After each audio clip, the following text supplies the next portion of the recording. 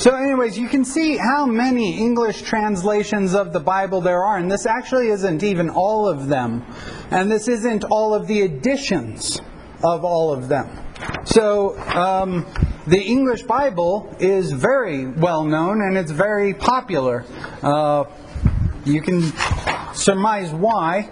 So to begin with, one of the most famous English translations would be Tyndale's translation.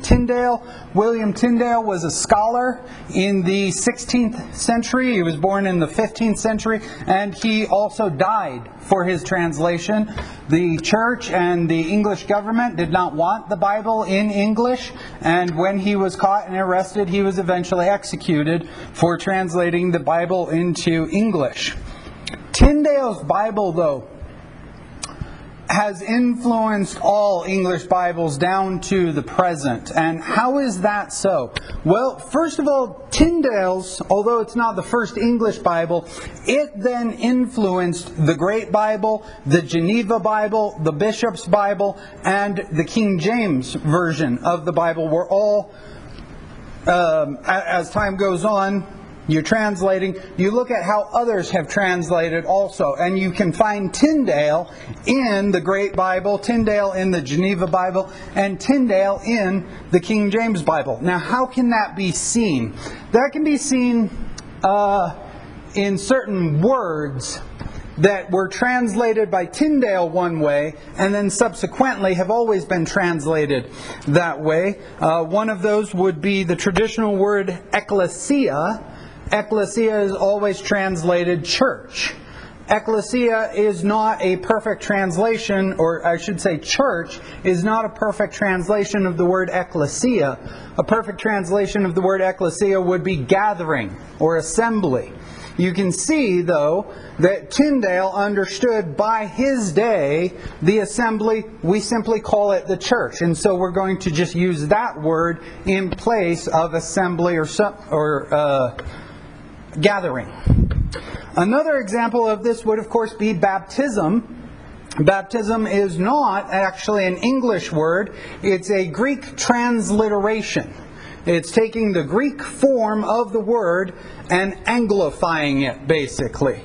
Baptizo would be the Greek form of the word, and if we were to translate it literally, we would translate it dip, or we would translate it immerse, or we would translate it submerge, because that's what the word literally means in English. But you can see that the word baptism in the English church was already being used, and therefore they just transliterate baptismo into baptism.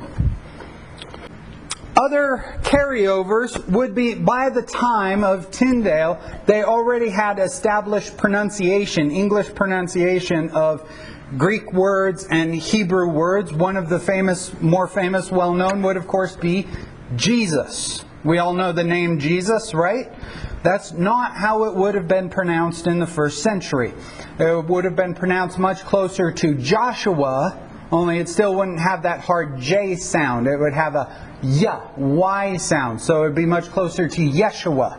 The same with other hard J sounds, especially when we find them in the Hebrew Bible: Jerusalem, Jehovah, etc., etc. The thing is, there is no hard J sound in ancient Hebrew. But again, by the time Tyndale is translating in the 16th century, those words are already the way we say them in English. And so we're simply carrying them over into the Bible.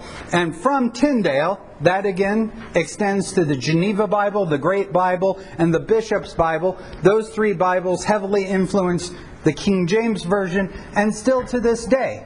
You buy a modern translation, and even what we call the more word-for-word translations, those are where they're finding the Hebrew word, they're finding the Greek word, and they're trying to find the perfect English word that captures that meaning. They're still going to use our traditional words: Jerusalem, Jesus, maybe not Jehovah. You've seen that Jehovah, the name Jehovah has been supplemented with the capital L-O-R-D in many translations, or even in more modern translations it is spelled Yahweh, and it has become pretty standard to have that in certain Bibles.